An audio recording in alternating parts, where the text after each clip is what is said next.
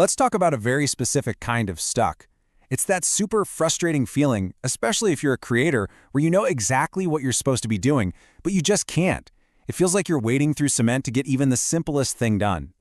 Does this sound familiar? You've got the plan, you've got the to-do list, all the knowledge is there, but when it's time to actually execute, there's this massive gap between what your brain knows and what your body is able to do. It's a real and honestly a very common problem. So naturally, we tend to blame ourselves, right? We think, oh, I have a motivation problem, or I just need more discipline, or maybe I need a better productivity system. But what if it's none of those things? What if the real issue isn't a character flaw, but simply the internal state that you're operating from? And let's just get this out of the way right now. You are not broken. There's nothing wrong with you. You're not lazy, you're not failing. You are simply operating from a state that we're going to call static. So what even is static? Well, think of it as a physiological thing. It's what happens when your nervous system gets kicked into high gear, from stress or pressure or just plain overwhelm. In this state, your brain chemistry literally changes. Every little thought feels incredibly urgent. Any feedback feels like a personal attack, and taking action feels impossibly heavy. And here's how you know you're in it. When you're in static, your emotions are in the driver's seat, not your logic. This creates this constant, buzzing sense of urgency, and let's be honest, a lot of fear. You can feel it in your body too, that tension in your shoulders. Maybe you're clenching your jaw. And because of all that, any action you try to take requires brute force. It's like trying to drive with the handbrake pulled all the way up.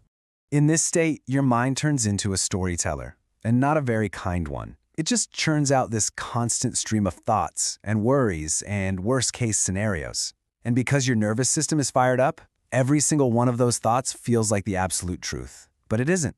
It's just noise. It's the byproduct of the state you're in. And the stories are so familiar, right? Like this one. I'm behind. Behind what? Behind who? In a state of static, it doesn't matter. The feeling of being behind is so overwhelming that it just feels completely factually true. Or, this old chestnut. This isn't good enough. That inner critic just gets so loud and it can paralyze you before you even write the first word. It's just another story, another piece of noise designed to keep you stuck. So what are we supposed to do? Our first instinct is always to fight the noise, right? To argue with those thoughts, to try and force ourselves into being more disciplined. But honestly, that's like trying to win a shouting match with a radio. The real solution isn't to fight the static, it's to just change the channel. And that other channel is what we'll call the clarity state. In this state, everything is different. Your calm awareness is leading the way, not your reactive emotions. Your thinking becomes neutral. You're just observing. And because of that, decisions that felt impossible 5 minutes ago now seem kind of obvious. And action feels light. It feels clean. This chart just lays it all out, side by side. Look at the static column. Emotion, urgency, fearful thinking, forced action. It's a recipe for burnout. Now look at the clarity column. Awareness, calm, neutral thinking, and clean action. It's a totally different operating system for your brain and your body. And here's the most important part. You cannot be in both of these states at the same time. They are mutually exclusive. You can't be anxious and calm simultaneously. So the goal isn't to somehow destroy static forever. The goal is to get really good at noticing when you're in it and then learning how to intentionally shift into clarity. Okay, so how do we actually make that shift? Well, there's a simple 5-step process for this. It's designed to walk you out of that noisy, friction-filled state and into one of calm, clear action. Let's go through it. All right, here are the 5 steps. First, you just notice the static. Simply say to yourself, okay, I'm in static right now. Second, you catch the story. You just observe the thought without judgment. There's that I'm behind story again.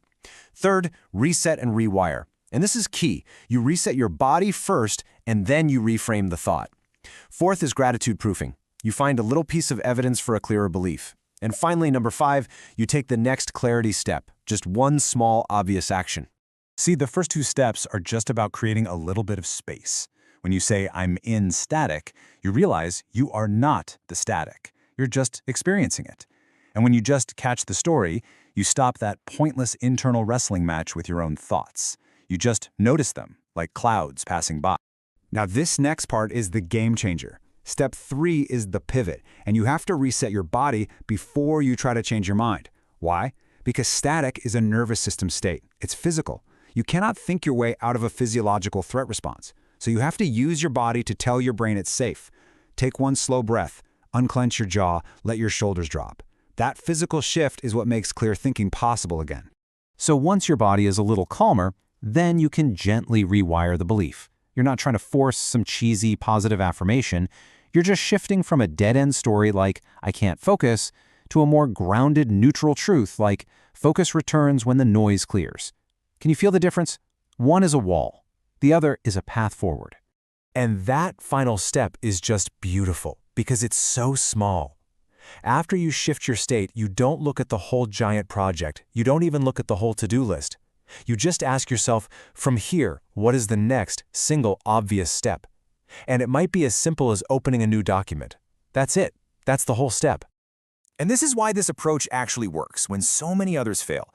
The traditional approach tries to make you jump straight from thinking to acting. But if your internal state is all static, that jump is impossible. It's a recipe for burnout. The Klariti approach adds that crucial middle step. You manage your state first, which leads to clarity, and only then does that lead to clean action. So if you only remember one thing from all of this, let it be this right here. We spend so much of our lives trying to force momentum, but real, sustainable momentum isn't born from force. It's the natural result of a clear mind. Momentum follows clarity, not force. So I'll leave you with a question to take with you. The next time you feel that familiar sense of being stuck or blocked or overwhelmed, just pause. And instead of asking that old, tired question, how do I push through this? Try asking a different question. How do I find clarity first? The answer just might change everything.